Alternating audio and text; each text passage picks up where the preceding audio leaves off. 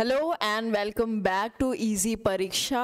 हम political lectures cover कर रहे हैं और अभी तक हमने पढ़ा government of India act 1919, 1935 and then constituent assembly. So constituent assembly में हमने पढ़ा था कि कॉन्स्टिट्यूशन ऑफ इंडिया को अडॉप्ट किया गया, ठीक है। उस एक ड्राफ्ट कॉन्स्टिट्यूशन तैयार किया गया। उस ड्राफ्ट कॉन्स्टिट्यूशन के 5 स्टेजेस में डिस्कशन हुई, उसमें अमेंडमेंट्स प्रपोज किए गए, कमिटीज़ ने अपनी रिपोर्ट्स दी, फिर इनके अकॉर्डिंग और भी प्रोविजंस ऐड किए गए, देन फाइनली उस कॉन्स्टिट्यूशन को पास किया गया एंड अडॉप्ट किया गया। कब? 26 नवंबर 1949 को, ठीक है। अब आगे हम पढ़ेंगे संविधान लागू होगा 26 जनवरी 1950, जिसको हम रिपब्लिक डे के तौर पर सेलिब्रेट करते हैं। और संविधान से रिलेटेड जितने भी कुछ इम्पोर्टेंट फैक्ट्स हैं वो आज इस लेक्चर में हम कवर करेंगे, और इस लेक्चर का नाम ही है introduction to Indian constitution. Okay, so let's start. So we are studying about Constitution of India, यानी भारत का संविधान।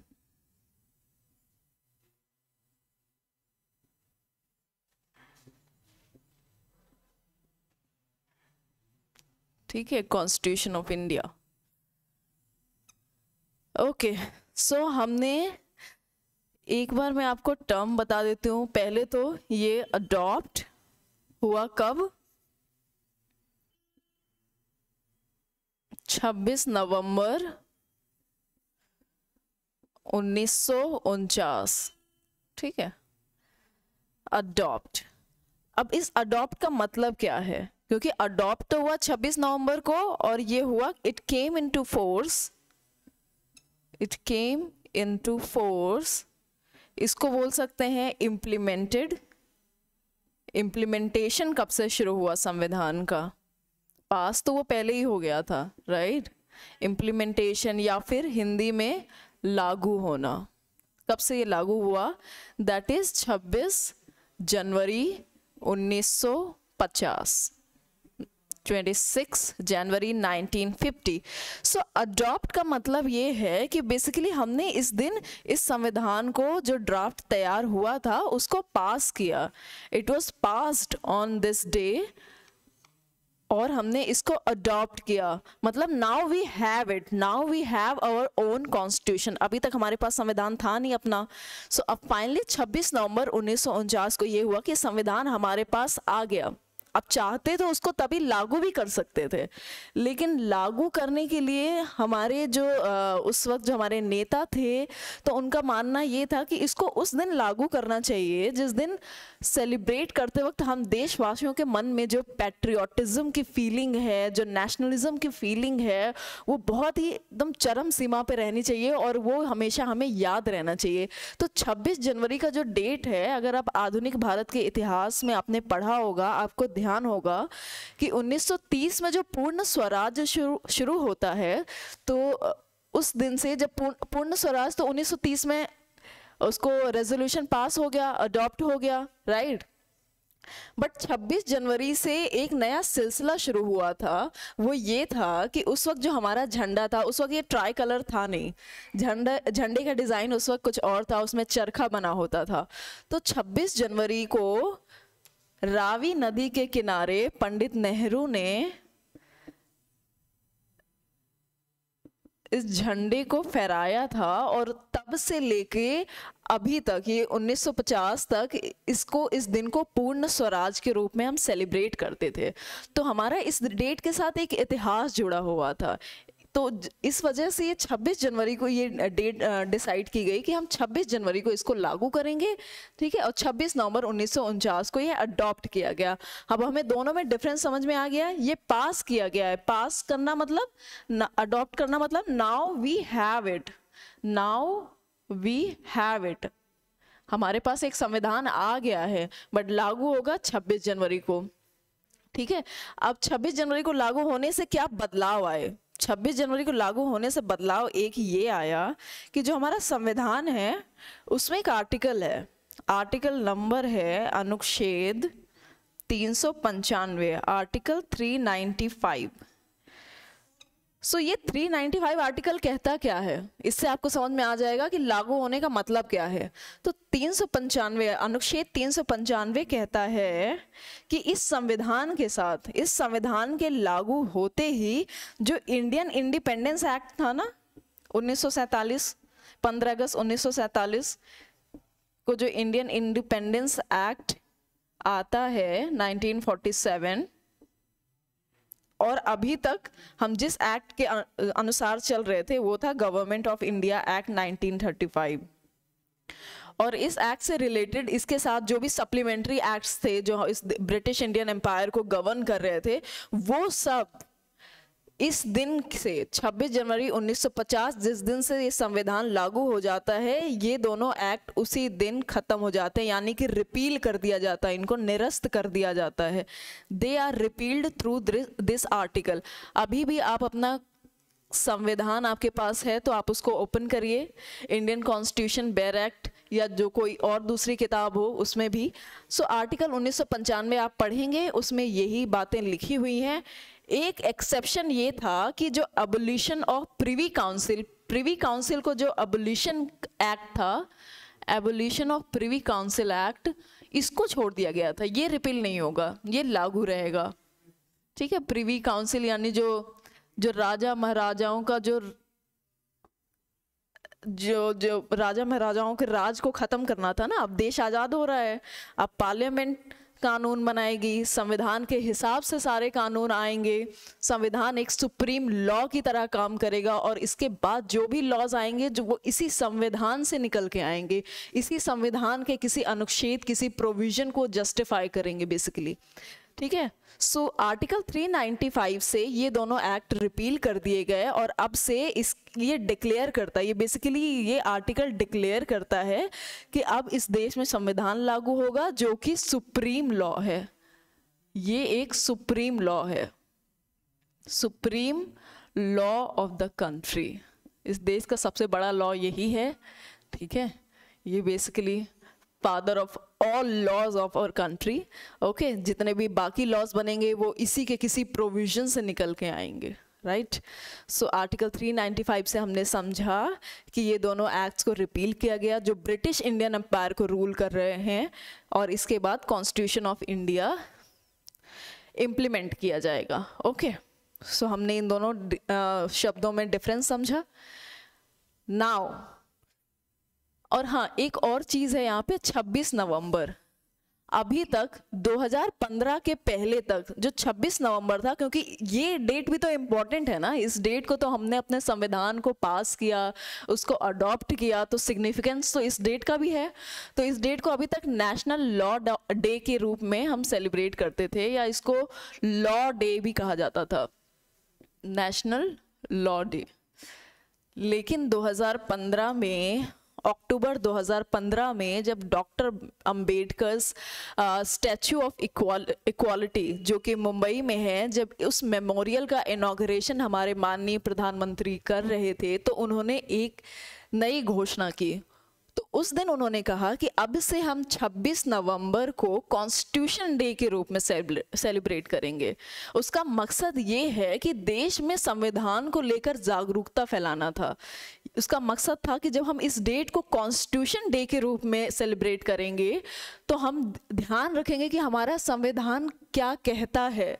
हमारे संविधान के प्रियम्बल में जो बेसिक टेनेट्स बताए गए हैं, socialism, secularism, socialist country, okay, and democracy, republic, sovereignty, and then उसके बाद लिबर्टी, जस्टिस, इक्वालिटी, फ्रेटर्निटी, तो इन सारे टेनेट्स को, जो हमारे फंडामेंटल टेनेट्स ऑफ कॉन्स्टिट्यूशन है जो इस देश को बनाते हैं, उनके बारे में हम जागरूक हों, उनका महत्व समझें। इस वजह से इस दिन को 26 नवंबर को 2015 के बाद से कॉन्स्टिट्यूशन डे के रूप में सेलिब्रेट किया जाता है।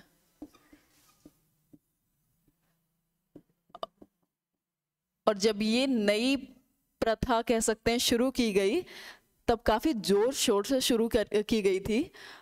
2015 में स्पेशल पार्लियामेंट्री सेशन भी हुआ था इस डे को सेलिब्रेट करने के लिए। डॉक्टर अंबेडकर के जो प्रिंसिपल्स थे उनके बारे में लोगों को बताया गया, स्कूल्स में भी सेलिब्रेट किया गया। मिनिस्ट्री ऑफ एक्सटर्नल अफेयर्स ने कहा कि जितने भी प्रवासी भारतीय स्कूल हैं वहाँ पे भी इस डे को 26 नवंबर को कॉन्स्टिट्यूशन डे के रूप में मनाया जाएगा। कॉन्स्टिट्यूशन को उस देश की लोकल लैंग्वेज में ट्रांसलेट करके जागरूकता फैलाई जाएगी, सबको बताया जाएगा, पढ़ाया जाएगा। और अभी तक तो अरबिक में ट्रांसलेट भी हो चुका है हमारा संविधान। तो 26 नवंबर संविधान दिवस, कॉन्स्टिट्यूशन डे के रूप में हम सेलिब्रेट करते हैं, जो हमारे माननीय प्रधानमंत्री की पहल है और बहुत नेक पहल है ये। संविधान दिवस 26 नवंबर और 26 जनवरी इज रिपब्लिक डे।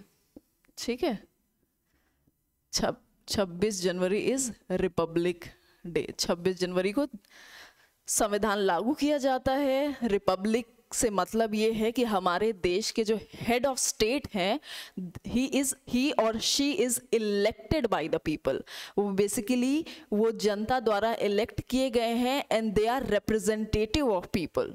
ओके, वो कोई राजा महाराजा नहीं होंगे, वहाँ कोई इनहेरिटेंस या जनरेशन दर जनरेशन वाली बात नहीं होगी, बल्कि वो इलेक्ट किए जाएंगे जनता द्वारा। ठीक है, सो ये हो गया हमारा बेसिक जो डिफरेंस है अडॉप्शन और कमिंग इनटू फोर्स, यानी लागू कब हुआ। ओके,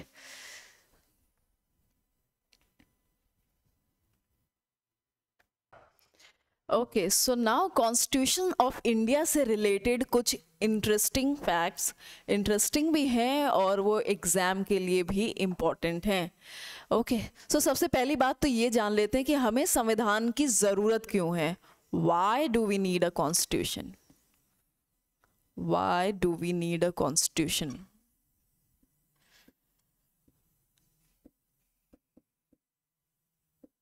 इसका उद्देश्य क्या है, ये बेसिकली ये करता क्या है। ठीक है, सो हमारी जो डेली लाइफ है, हम जब रोज़ भी जो रोज़मर्रा के जो काम होते हैं वो भी किसी नियम से ही चलते हैं, राइट। या फिर हम देख लें कि जो भी हम खेल खेलते हैं या फिर जो भी सिस्टम हम या कोई हम फंक्शन सेलिब्रेट करते हैं, तो उसके पीछे भी हम एक प्रॉपर एक तरीका अपनाते हैं, राइट। तो गेम खेलते हैं उसके भी हम रूल्स तय करते हैं। कुछ भी ऐसे हैफजर्ड नहीं होता है। अगर हम कोई चीज़ ऐसे छोड़ दें कि ठीक है संविधान नहीं होता तो कैसा होता, ये इमेजिन कर लेते हैं अगर ये संविधान नहीं होता तो कैसा होता सिस्टम। संविधान नहीं होता, जो हमारे गवर्नमेंट का स्ट्रक्चर है ना, जो एग्जीक्यूटिव है, जो लेजिस्लेचर है, जो जुडिशरी है, जुडिशरी कुछ कहती, हो सकता है एग्जीक्यूटिव उनकी बात ही नहीं सुनता, है ना। एग्जीक्यूटिव कुछ कहती, हो सकता है कि जनता ही उनकी बात नहीं सुनती, जनता अपने मन की करती। तो इस वजह से एक लॉ होना, एक डिमार्केशन ऑफ पावर होना, एक ऐसी किताब जो आपको अधिकार भी दे रही है, जो आपको आपके कर्तव्य भी बता रही है, जो सरकार को सरकार के कर्तव्य बता रही है और जो जुडिशरी को उनका दायरा बता रही है, जो सरकार का दायरा बता रही है। सो बेसिकली इन सब का कनेक्शन भी बता रही है कि जुडिशरी का जनता के प्रति क्या रोल है, सरकार का जनता के प्रति क्या दायित्व है, और जनता का अपने आसपास, अपने बगल, जैसे मेरे साथ जो मेरे पड़ोसी रह रहे हैं, मेरा उनके प्रति भी कुछ कर्तव्य है। ठीक है, मैं जिस कॉलोनी में रह रही हूँ उस कॉलोनी में मैं एक सभ्य नागरिक की तरह रहूँ, किसी पब्लिक प्रॉपर्टी को डिस्ट्रॉय नहीं करूँ, पब्लिक शांति को भंग नहीं करूँ। ये सारी छोटी से लेकर बड़ी से बड़ी बातें इस देश को चलाने के लिए संविधान ही बताता है। ठीक है, so why do we need a constitution? Because ये हमें क्या बताता है कि how a country should be governed. ठीक है, how a country should be govern, एक देश को कैसे चलाना है।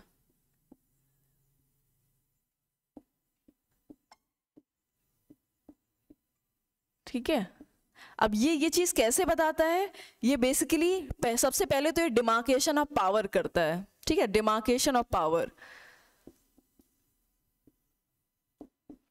सारे इंस्टीट्यूशन को उनकी शक्ति बताता है, आपकी शक्ति कह सकते हैं, या उनके दायित्व बताता है कि आपके दायित्व क्या हैं, आपकी पावर या आपकी अथॉरिटी कहाँ तक काम करेगी और किस किस लिमिट में काम करनी चाहिए, और आपके जो चेक्स एंड बैलेंस का सिस्टम है इस देश में कि जुडिशरी और एग्जीक्यूटिव ये दोनों एक दूसरे पे हावी नहीं हो, बल्कि एक चेक्स एंड बैलेंस का सिस्टम बना रहे।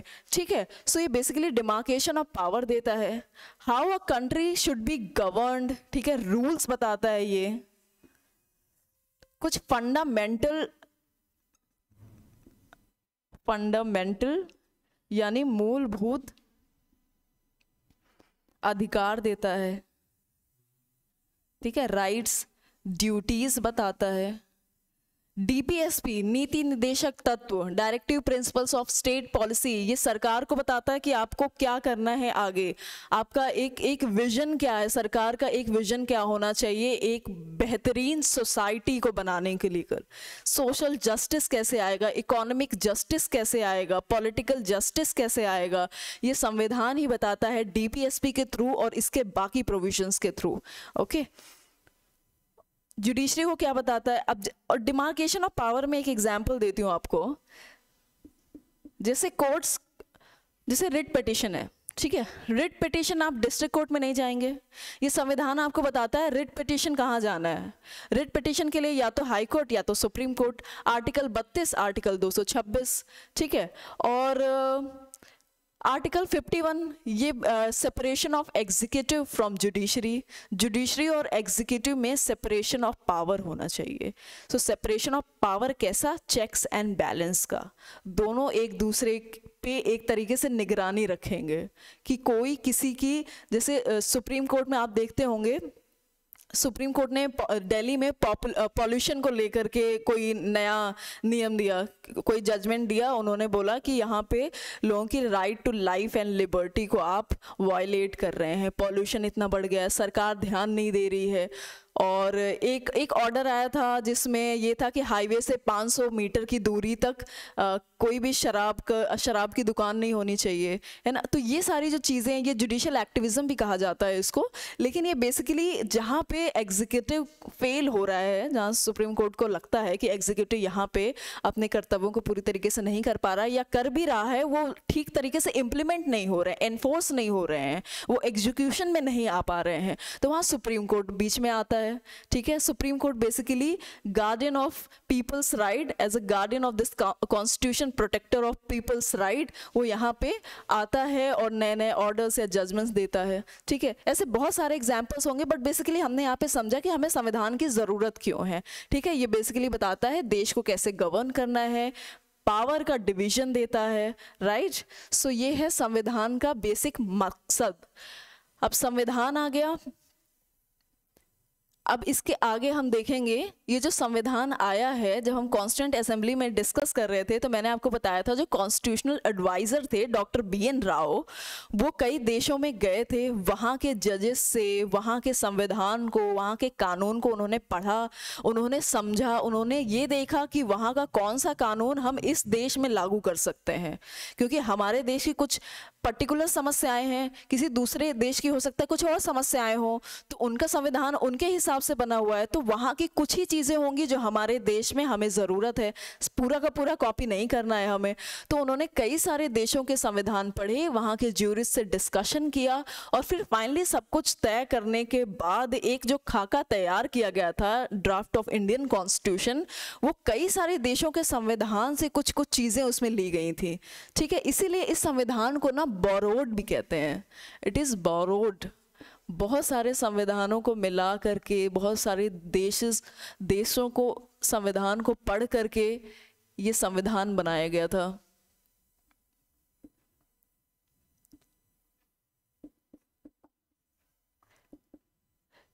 कहते हैं डॉक्टर B.R. अम्बेडकर ने, कहते नहीं है, ये एक फैक्ट ही है एक तरीके से, कि उन्होंने लगभग 60 कॉन्स्टिट्यूशन पढ़े थे, 60 देशों के 60 देशों के कॉन्स्टिट्यूशन पढ़े थे, इसीलिए उनको कहा जाता है फादर ऑफ कॉन्स्टिट्यूशन। उन्होंने उन 60 कानून संविधानों को पढ़ने के बाद उसमें से कुछ चीज़ें निकाली कि ये हमारे देश में आ सकता है और इसको किस तरीके से मॉडिफाई करना है अपने देश के लिए। सो इतना सब कुछ करने के बाद ये एक संविधान तैयार हुआ था जो एक तरीके से कह सकते हैं कि वो परफेक्ट भी था, क्योंकि अभी तक वो बिल्कुल मजबूती से चल रहा है। और एक और बात है कि जब ये संविधान आया था 1950 में, तो एक फिलोसफर या ज्यूरिस्ट हैं सर आइवोर जेनिंग, ठीक है, सर आइवोर जेनिंग, इनका एक स्टेटमेंट था। इन्होंने कहा था कि ये संविधान बहुत लेंदी है, ठीक है, ये संविधान बहुत रिजिड है, ये संविधान नहीं चल पाएगा। उन्होंने कहा था कि 10 साल से मैक्सिमम 10 साल, इससे ज़्यादा नहीं चल सकता ये संविधान। पर ये संविधान 75 साल हो गए हैं, अच्छे से चल रहा है। और उन्होंने एक संविधान बनाया था श्रीलंका के लिए। श्रीलंका के लिए जो उन्होंने संविधान बनाया था वो 6 साल भी नहीं चला, ठीक है। सो हमारा संविधान बहुत ही बेहतरीन है, हमें गर्व होना चाहिए और हमें इसके बारे में जानना भी चाहिए, ताकि हम और अच्छे से इसके इम्प्लीमेंटेशन को लेकर के ये हमेशा मजबूत बना रहे। ये संविधान के जो प्रोविजंस है ना, ये एक तरीके से हाफ फिल्ड ग्लास है, एक ग्लास है जिसमें जो पूरा नहीं भरा हुआ है, जो आधा भरा हुआ है, और जो बाकी जो खाली आधा ग्लास है वो समय के साथ, जनरेशन के साथ भरेगा। फॉर एग्जाम्पल, कुछ ऐसे अधिकार हैं जो पहले नहीं थे, राइट टू प्राइवेसी पहले नहीं था, अब समय के साथ उसकी ज़रूरत है तो वो आ गया, ठीक है। अब नवतेज जौहर केस में जो कहा गया था होमोसेक्सुअलिटी को वो क्रिमिनलाइज था, तो उसको डीक्रिमिनलाइज किया गया। अब ये चीज़ पहले हम नहीं सोच सकते थे 20 साल पहले, अब हमने उस चीज़ को सोचा, उस चीज़ को समझा, उसको डीक्रिमिनलाइज कर दिया। तो समय के साथ जो जनरेशन दर जनरेशन जितनी एवोल्यूशन होती है, हमारा समाज आगे बढ़ता है, उस हिसाब से हमारे अधिकार भी बदलते हैं। सो ये बेसिकली ये संविधान बहुत ही फ्लेक्सिबल है, बहुत डायनामिक है, प्रगतिशील है। ओके, सो अब कुछ और फैक्ट्स। सो हमारा संविधान लेंदिएस्ट रिटन कॉन्स्टिट्यूशन है, ठीक है, ये रिटन कॉन्स्टिट्यूशन है। सबसे पहले तो ये लिखित है। अब ये लिखित क्यों है? क्योंकि हमारा जो स्ट्रक्चर है ये फेडरल है, और फेडरल स्ट्रक्चर की ये मूलभूत ज़रूरत होती है कि संविधान जो है लिखित होना चाहिए, नहीं तो सेंटर और स्टेट के बीच में जो लड़ाई होगी ना कॉन्स्टिट्यूशन को लेकर के या गवर्निंग स्ट्रक्चर को लेके, वो तो फिर देश नहीं चल पाएगा उसके बाद। तो इसी वजह से ये कॉन्स्टिट्यूशन पहली बात तो लिखित रूप में है, और ये लेंदिएस्ट है, सबसे लंबा कॉन्स्टिट्यूशन है, होना भी चाहिए। इतने सारे संविधानों को पढ़ने के बाद इतनी बड़ी डेमोक्रेसी, इतनी पॉपुलिस्ट डेमोक्रेसी को गवर्न करना है, so it is the lengthiest constitution, lengthiest written constitution, ठीक है। अब ये रिटन है, इसका मतलब ये टाइप्ड नहीं है, ये संविधान टाइप नहीं किया गया, ये संविधान लिखा गया है कैलीग्राफी से। कैलीग्राफी पूरी संविधान के जो एक बहुत खूबसूरत संविधान है, आप कभी गूगल में सर्च करिए, बहुत ही खूबसूरत तरीके से इसको लिखा गया है। और इसकी जो कैलीग्राफी की गई है वो की थी प्रेम बिहारी, ये नाम आपने हो सकता है कई क्वेश्चंस में देखा भी होगा, ये सवाल आता है प्रीलिम्स में, नारायण रायज़ादा। सो ये जो हैं प्रेम बिहारी नारायण रायज़ादा, ये एक फैमिली ऑफ कैलीग्राफर्स, मतलब इनका परिवार ही पूरा कैलीग्राफी में ही महारत इनको थी।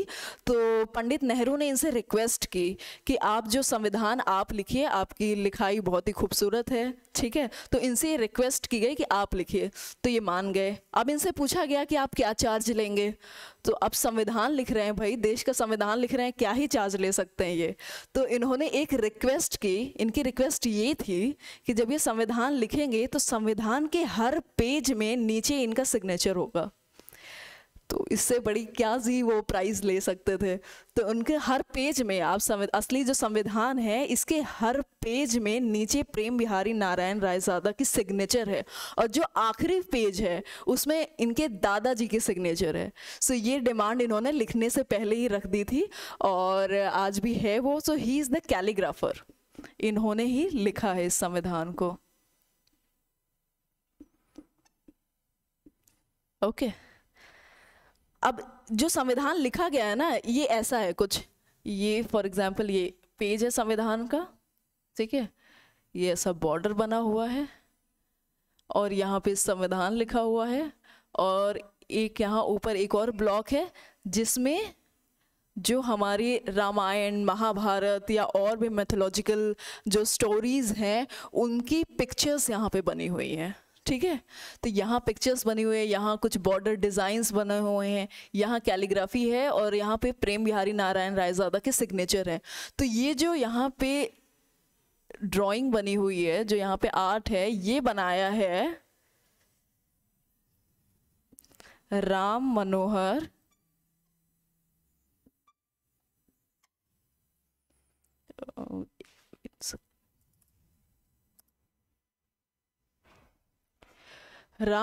सिन्हा एंड नंदलाल बोस। नंदलाल बोस का नाम आपने आधुनिक भारत में या जब आप आर्ट एंड कल्चर पढ़ते हैं तब भी आपने सुना होगा। ये ओरिएंटल आर्ट के बहुत बड़े आर्टिस्ट हैं और ये दोनों ही शांति निकेतन से थे, जो रविन्द्रनाथ टैगोर का इंस्टीट्यूट था, एजुकेशनल इंस्टीट्यूट था, ये दोनों शांति निकेतन से आए थे। वहाँ पे ये ओरिएंटल आर्ट पढ़ाते थे और ख़ुद भी प्रैक्टिस करते थे।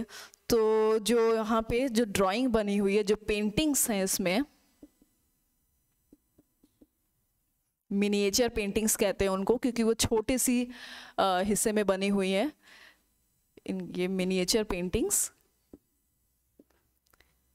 ये नंदलाल बोस और राम मनोहर सिन्हा द्वारा बनाई गई है। कैलीग्राफर हमारे रायज़ादा साहब हैं और सबसे बड़ा कॉन्स्टिट्यूशन है 26 जनवरी 1950 को लागू होता है, ठीक है। अब ये लेक्चर था इंट्रोडक्शन, और मैंने आपको संविधान से रिलेटेड जो संविधान का इंट्रोडक्टरी पार्ट है, संविधान की ज़रूरत क्यों है, और उससे रिलेटेड कुछ फैक्ट्स मैंने बता दिए। एडॉप्शन और उसके लागू होने में जो डिफरेंस है वो मैंने आपको बताया। अब नेक्स्ट लेक्चर में अब हम फाइनली संविधान के सारे हिस्सों के साथ शुरुआत करेंगे। सबसे पहले हम प्रियम्बल पढ़ेंगे। Okay, I hope you like this lecture and we'll meet in next video. Thank you.